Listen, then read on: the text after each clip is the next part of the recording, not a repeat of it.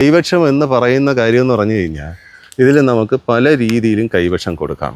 ഇപ്പോൾ ഒരാൾ ഒരു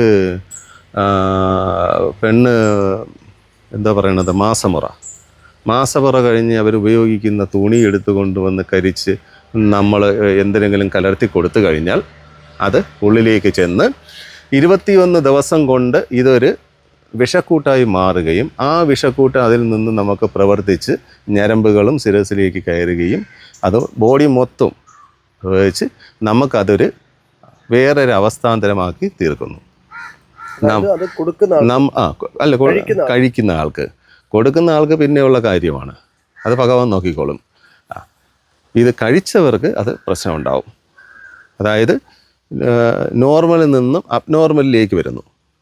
ഒരു 2 മാസം കഴിയുമ്പോൾ അവർ തന്നെ അറിയാതെ ചെവി ചൊറിച്ചിൽ, കണ്ണ് ചൊറിച്ചിൽ, അതുപോലെ തന്നെ മൂക്കിൽ കൂടി മൂക്ക് ചൊറിയുന്നു, അതുപോലെ ചെവിയിൽ എന്തോ ഇപ്പോൾ ഊന്ന് കയറി പോകുന്നതൊക്കെ ഇങ്ങനെ പെട്ടെന്ന് പിടിക്കുന്നു.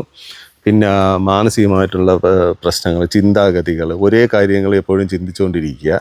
പിന്നെ ചെന്നിക്കുത്ത് കണക്കുള്ള ഈ 2 സൈഡ് ഇവിടെ വരാതെ 2 സൈഡിലുള്ള ചെന്നിക്കുത്ത് കണക്കുള്ള തലവേദന, ഇങ്ങനെയുള്ള കാര്യങ്ങളാണ് വരുന്നത്.